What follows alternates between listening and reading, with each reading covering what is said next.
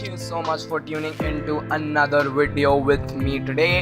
And today's video is really special because it's my very first collaboration on social media basically. So a person reached out to me called, her name is Shravitya Bansi.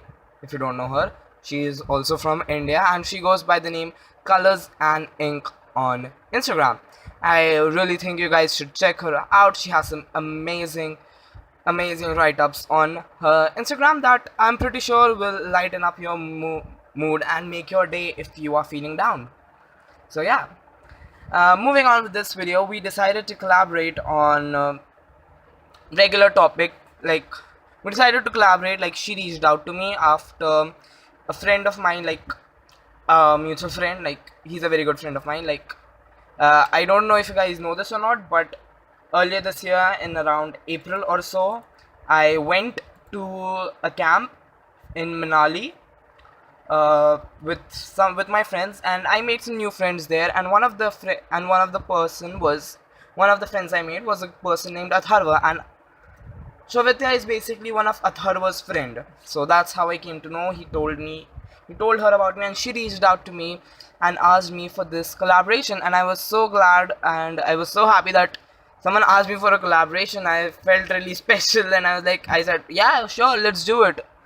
We'll do it right away. And that was actually quite a while ago. Like when we first started talking on 28th of April, and it's August. Like this is when you're getting the artwork. So yeah. So the main idea was that she'll write down something, make a small write-up, a small poem or something, and then I'll make an artwork upon based on that poem. So we did struggle for some time. Like the poems ended up being too long and did not conceive just one idea. So we were thinking on that, and then she asked if she could see some of my work in progress sketches that did not have some sort of concept to go with them, so that she might get some inspiration. And one of them was the one that you're seeing right now. This illustration is titled Sinking. I didn't really have any concept for it. It was just an idea of a girl in the water surrounded by corals and fishes and whatnot. So yeah, I sketched it. I did not think of a concept for it. I couldn't think of a concept for it. And then when I showed it to her, she came up with this lovely poem for this artwork. So I'll tell you the poem later on, but first I'll go through my process and the materials I used. So the materials I used are, as always, watercolors and brushes. The watercolors that I used this time were different from my Sakura Koi watercolors. If I don't remember exactly, but in my last video I said that I was getting really frustrated with the Koi watercolors because they cracked like anything. So I went back to the old roots of Indian artists and switched to Camlin artists watercolors, and I'll have to say I'm so much more happy now. These colors have an excellent coverage. They lay down really nicely on paper, and I really enjoyed working with these. And they're vibrant on top of that, and also they are tubes. I really like using tubes more than pans. So yeah. So the main process with this was to achieve a gradient where the bottom area will be darker and the upper area will be lighter. So I first started out with a very pale wash of blue, and then I added more shading underneath, and I also added some stones and coral rocks, I guess that's what you'll call them, I have no idea, on the bottom background. And then I also added some leaves, like those sea plants, and quite a lot of it. Like where it came to a point where it looked really bottom heavy. So to balance that out, I decided to add a few more fishes in the top section of the illustration. And I really wanted to achieve something, as I wanted, like, the rays of the sun are coming in from the water. So for that I decided to do that. I will take a little greenish color and paint in streaks of that paint that I used. And after that was done, I took my colored pencils. I used the Staedtler Luna watercolor pencils, and they weren't as opaque, so the white did not really shine out. So then I decided to do some strands or something, like with with with what am I trying to say, with white wash, sorry. And then I added some really prominent highlights with white ink. And yeah, that was my main process. And once again, for this illustration, I wanted to make it look like she's inside the water, so I made sure that I mixed a little bit of blue in all the colors. So the hair has a bit of blue, the dress has a bit of blue, the yellow ended up having a bit of blue as well, and so did the skin. For the skin, I used blue underpainting, which you might know I've been trying to incorporate underpaintings in my artworks recently, and I really like the process of an underpainting. So yeah, and it does make the work a little bit easier when it comes to establishing the values and the realness of the illustration. So I'll talk about a bit more of the materials I used. So the materials I used for this were, especially the paper. The paper was the Brustro watercolor paper in 9 by 12 inches, and I made a half-inch border on all sides and taped it down on my cutting mat. So the main reason I tape my paper is so that it won't warp too much and curl up to a point where I can't even paint on it. And I have found that it helps a lot. Like, it really helps with that. So I did that. And one thing I also did, you might have seen me in earlier clips bring out a hairdryer to speed up the drying process. The main reason I did that because I wanted to finish this artwork really soon, because we have been working on this collaboration for quite some time now, and I'm really glad and happy to show you the final result. And another thing that I really wanted to achieve with this illustration was I wanted to have detail in my illustrations. So I tried attempting details, and I will say I did fairly well, like not really well, but yeah. And yeah, moving on, I went on a tangent there, but talking about the paper. The paper has a very coarse texture which does not make this blend look as smooth. Like, if you look closely at her skin, you might see those little, like, the paper was overworked, but the paper was not overworked. I could feel if the paper was overworked or not, and it wasn't. So I was really surprised to see that result, and it was my second time using the paper.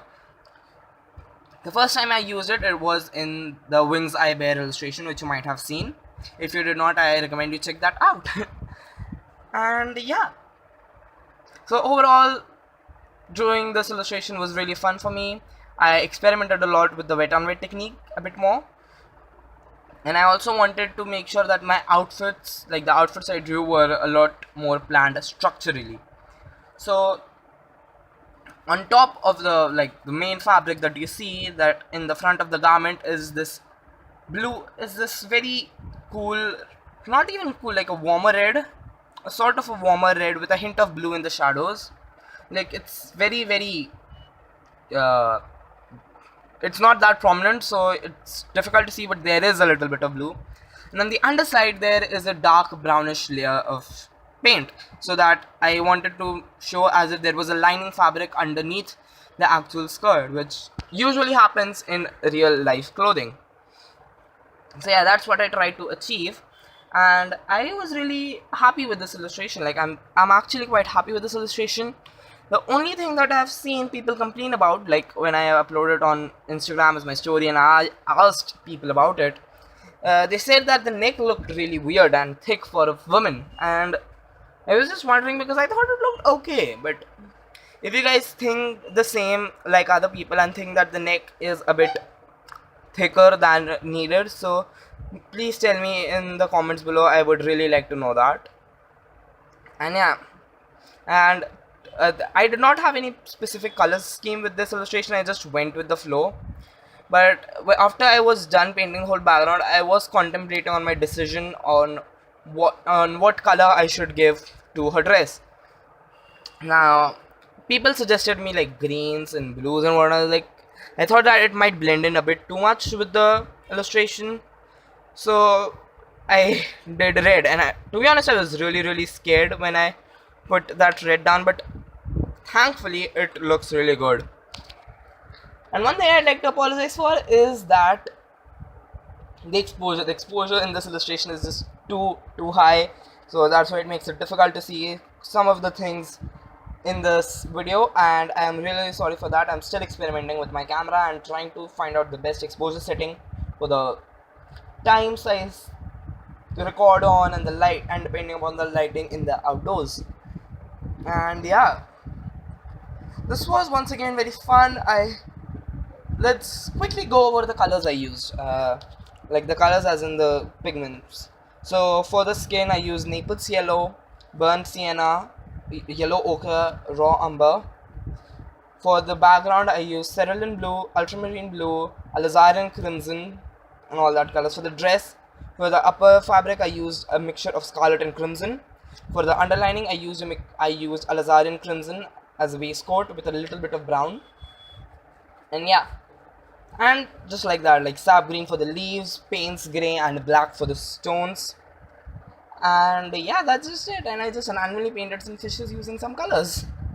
And I did the yellow trim in colored pencils because I was trying to get the shading in a very smaller area, and I thought I won't be able to achieve that.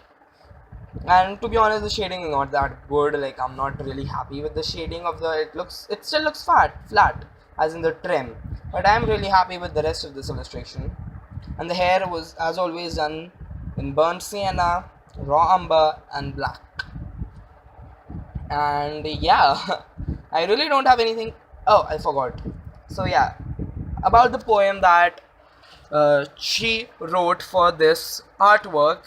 So I'll read it out to you right now, and it says, I wanna sink, I wanna drown, I wanna wear my own crown. I wanna chase, swimming down to the brightest phase, wearing a warrior gown.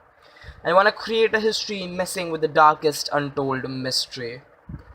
So I thought this was very, very beautiful, and I hope that you guys found it beautiful as well. If you do, make sure to give this video a big thumbs up and subscribe if you haven't already. And that is about it. Once again, thank you so much for watching. Make sure to check all my links in the description box down below. I have Instagram, Facebook, Snapchat, Pinterest, and social media as such. So yeah, I hope you guys liked it once again, and that's about it. Thank you so much for watching, and I'll catch you guys in my next one.